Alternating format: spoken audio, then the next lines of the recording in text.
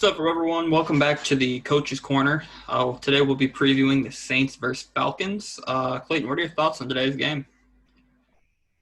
Oh man, this might be the last time we get to see Taysom Hill suit up under center for the New Orleans Saints.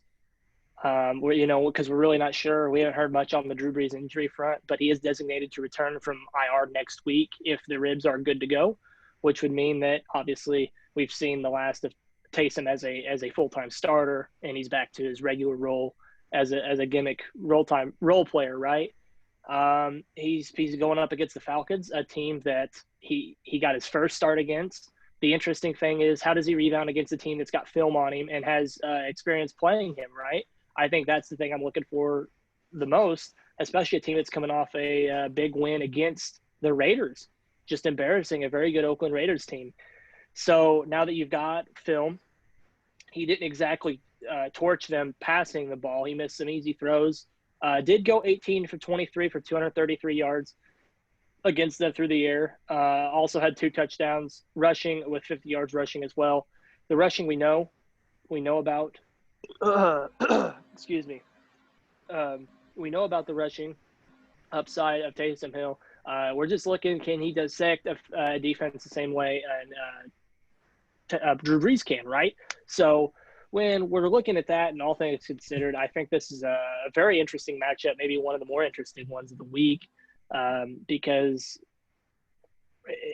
when the Saints aren't just playing to get in the playoffs, the Saints are going to make the playoffs. You know, the roster is too talented for them to miss at this point, and they've got enough wins unless they just had a brutal skid.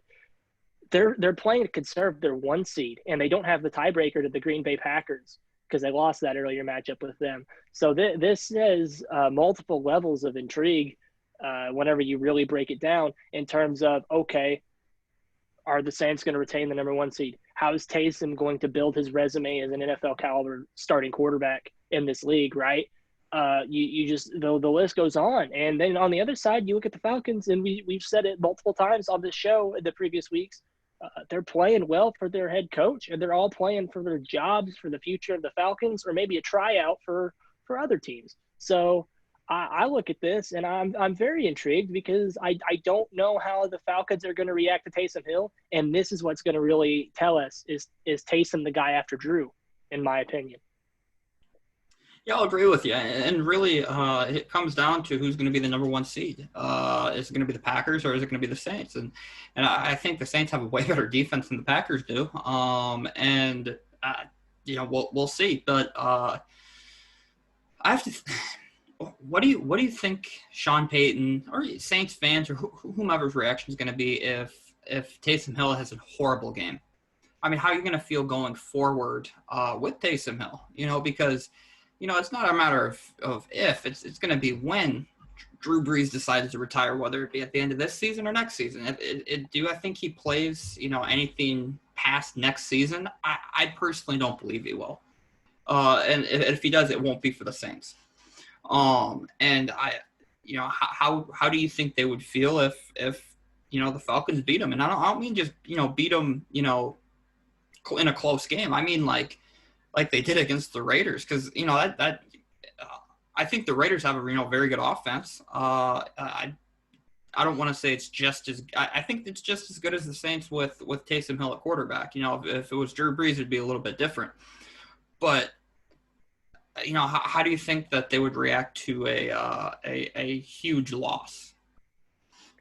Well, I'm going to tell you this, that although the game said the final game score said 31-3, the Saints' last win over the Denver Broncos of, like I said, 31-3, 9 of 16 passing for 78 yards and an interception is not a good box score as a quarterback, right? Mm-hmm. And excuse me, Taysom Hill hasn't exactly shown the perceptiveness to give Saints fans that hope that he is the answer after Drew.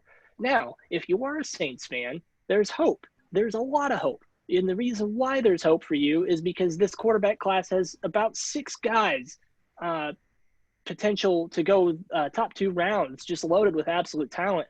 And one of them will fall to you, whether that be in the back end of the first round or, in the second round if you have to make a move up for him. So You're can already mark off Justin Fields, Trevor Lawrence, right? Okay, those guys are gone. It is what it is. There's speculation about who the third best quarterback is. Some say it might be Zach Wilson out of BYU. Some say it might be Trey Lance out of North Dakota State University, right? Same place Carson Wentz came from. And honestly, if those are the top four, you're in luck. There's two guys that play a style very kind of similar to Drew Brees and Mac Jones and Kyle Trask, both in the Heisman conversation. If you're talking about the two Heisman conversation, Heisman finalists falling to you as the bottom of six quarterbacks, how loaded is this class, right? And so if I'm a Saints fan, I am looking at my options with Drew Brees. I do think that it all depends kind of how the Saints finish the year. If they don't finish it, maybe is on top the way they envisioned. Drew could point, okay, I was injured, let's run it back maybe one more year. But you're seeing it with Tom Brady. Tom Brady age has caught up with him, and he's not playing excellent football. Eventually, quarterback is the one position, quarterback and kicker, where you can evade Father Time, but eventually he does catch up with you. And like you said, I think Taysom has proved us he's not an NFL caliber starting quarterback. Simply based on Denver didn't have a quarterback. There was no offense. They were playing pure defense. All you had to do was not turn the ball over and complete a few passes. Granted, it's a very good Denver defense, but he couldn't even do that. 9 passes, 9 of 16, 78 yards and an interception. That's an embarrassing stat line for a starting quarterback. Like, yeah, you won the game, but that's not a moral victory if you're Taysom Hill. I'm embarrassed if I'm Taysom Hill. Well, maybe I'm not embarrassed if I'm Taysom Hill because he makes millions of dollars and I don't. But if I'm in the Saints facility and I'm bragging to Jameis Winston that I'm the starter and he's not, I wouldn't be bragging if I'm Taysom Hill. I wouldn't be putting that stat line in front of, people on Twitter making fun of me, because that gives them more ammo. Exactly. My final thoughts on this game are this. I think the Falcons win this. I really do. I think they're playing excellent football, as we talked about. They kind of have the attitude of we got nothing to lose, but we sure as heck can damper, teams' playoff dreams and hopes. And so I think that the Falcons actually do win this game. I think that they won it 31-20. I can throw the score out, 31-20. I think that this offense is still legit. They still have weapons, and the defense, as they showed last week, they've always had the pieces to the puzzle with Jones and Neal and some of these other guys. It's just, the worst part of their defense right now, it just happens to be their defensive line. They haven't, been able to find an edge rusher. I think that, that they win this game. Yeah, I'm inclined to agree with you, and I do think the Falcons win this game because Julio Jones is expected to play and Calvin Ridley's back healthy. So if those two are truly healthy and on the field at the same time playing, that's going to put a tremendous amount of stress on a banged-up Saints secondary. So, and honestly, a come-from-behind situation, whether you win or lose for the Saints, is the best thing, because that's whenever you're truly going to find out if Taysom Hill's the guy for you. Okay, he led the 2-minute drive. He made the come-from-behind throws. He faced the adversity and won as a passer, not as an athlete. That's what we're looking for here. We're looking for the footwork. We're looking for the cerebral dissection of the defense like he's Drew Brees. We're looking for those things because that's what an NFL quarterback has to be nowadays. Yeah, you could be athletic, but eventually the athleticism fades, or, you have an athletic linebacker that's spying you all game, and it just, the athleticism doesn't win you games. It's actually playing quarterback. That's why guys like Drew Brees and Tom Brady and Peyton Manning and Phillip Rivers and Aaron Rodgers, and the list goes on and on, why you could play quarterback in this league for so long, because you win mentally. You don't win physically. Physicality fades eventually.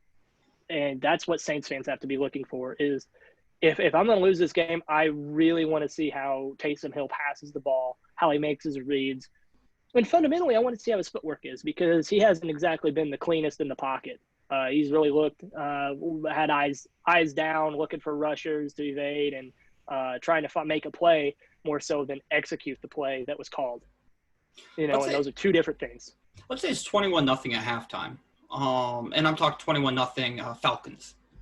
Do they make the switch to Jameis Winston just to see what they have in him? Because it gives you a second – and and Jameis isn't a guy who's afraid to take shots. I mean, he isn't, and maybe that's the spark they need. But I mean, they have essentially two guys, and do you think that they go with the more traditional guy if that's the situation?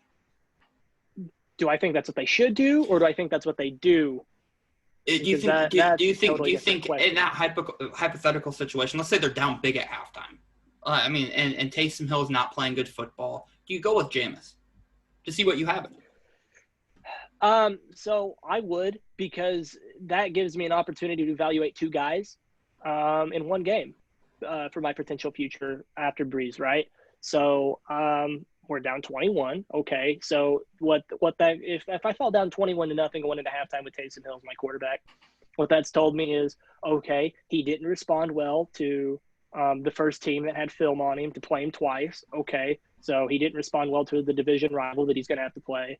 A less than ideal talented team. They're kind of borderline on talent defensively. They've been made fun of across the league this year. So he's struggling there. Now it's time. Let's see how Jameis runs our offense. Can he come in there? Can he make it close? Can he make it a game? Does the team rally behind him? Is he well-liked and respected in the locker room enough to do things like that? And you can honestly answer both questions with one game. That being said, I don't think they do that. I think that they've made their stance that, hey, we told Taysom if Drew Brees goes down, he's our guy. He's going to get the shot, and he's going to get the chance to come back and win this game. And I have a word on that. It's kind of respectable in a way that they came to an agreement and they're honoring that agreement. You can't say that would be the same case across the league. Several teams break their word or go against, after telling a guy, oh, you're our guy, you're who we want to build it around. And they go away from that word. So in a way, I have to respect the Saints for what they've done with Taysom. But no, I don't think that they would in that situation go away from Taysom. But it's what they should do. Yeah, and also, last point here, I just think that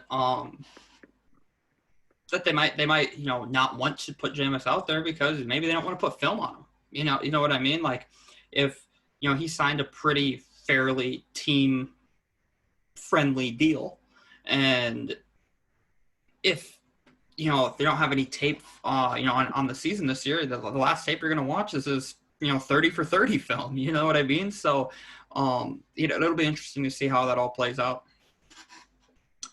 But, absolutely if you think we made a mistake or want to comment on any of our videos, we'll answer any questions in the next week's edition. And don't forget to like, comment, subscribe, turn on notification bells, and don't forget to check out other content from the East West Football Network. Thank you.